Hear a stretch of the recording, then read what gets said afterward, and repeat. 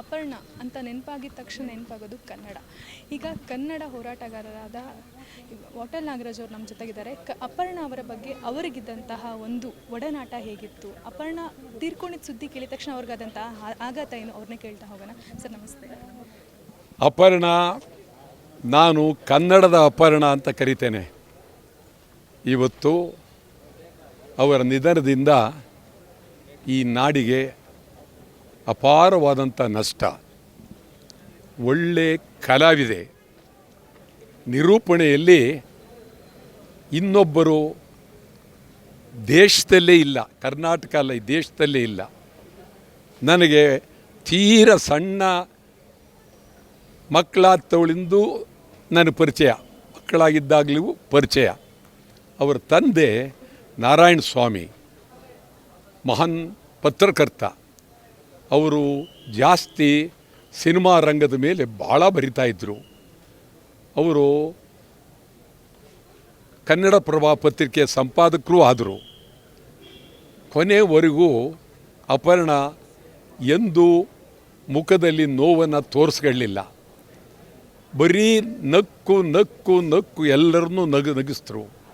ಜೊತೆಗೆ ಅವರ ಒಂದು ನಿರೂಪಣೆ ಇಡೀ ರಾಜ್ಯದ ಸಾವಿರಾರು ಸಮಾರಂಭಗಳಲ್ಲಿ ನಿರೂಪಣೆ ಮಾಡಿದ್ದಾರೆ.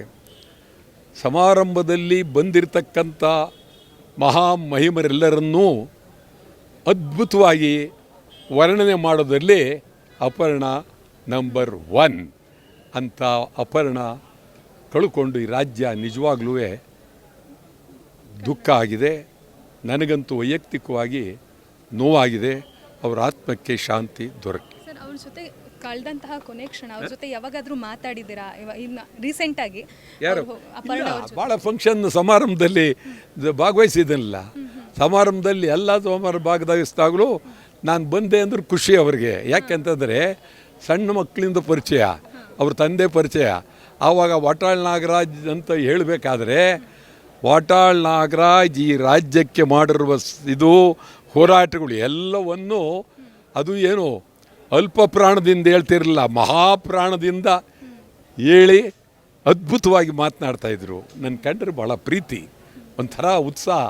ನಾನು ಸಮಾರಂಭಕ್ಕೆ ಹೋದೆ ಅಂತ ಹೇಳಿದ್ರೆ ಅಪರ್ಣ ಅವರು ವಿವರಣೆ ಕೊಡುವಾಗ ನಾನು ನೋಡಿದ ತಕ್ಷಣ ಒಂದು ಹೊಸ ಶಕ್ತಿ ಬರ್ತಿತ್ತು. ಸರ್, ಈಗ ಅವರಿಗೆ ಇದ್ದಂತಹ ಕಾಯಿಲೆ ಬಗ್ಗೆ ನಿಮಗೇನಾದರೂ ಅರಿವಿತ್ತಾ, ಗೊತ್ತಿತ್ತಾ? ಅದ್ರ ಬಗ್ಗೆ ಏನಾದರೂ ಅವರಿಗೆ ಕ್ಯಾನ್ಸರ್ ಆಗಿತ್ತು ಅನ್ನೋದ್ರ ಬಗ್ಗೆ ಏನಾದರೂ ತಿಳಿದಿತ್ತಾ? ಇಲ್ಲ, ನನಗೆ ಅದೇನು, ನನಗೆ ಇವತ್ತೇ, ಅದು ನಿನ್ನೆ ರಾತ್ರಿ ಗೊತ್ತಾದ್ದಿದ್ದು ಕತೆ. ನಮಗವರು ಕ್ಯಾನ್ಸರ್ ಆಗಿರೋದು, ಮನೇಲಿರೋದು, ಆಸ್ಪತ್ರೆಯಲ್ಲಿ ಏನೂ ಗೊತ್ತಿಲ್ಲ. ಭಾಳ ನೋವಾಯಿತು ಕೇಳಿ. ಅಯ್ಯಯ್ಯೋ, ಇನ್ನೆಲ್ಲಿ ಇಂಥ ನುಗಮುಖ ಎಲ್ಲಿ ನೋಡೋದು ನಾವು, ಎಲ್ಲಿ ಇಂಥ ಮಾತು ಎಲ್ಲಿ ಕೇಳೋದು ಅಂಥೇಳಿ ನಾವೇ ನೋವಾಗುತ್ತೆ. ಏನು ಹೇಳಿದ್ರೂ ಆ ನಷ್ಟ ತುಂಬೋದಕ್ಕೆ ಸಾಧ್ಯನೇ ಇಲ್ಲ.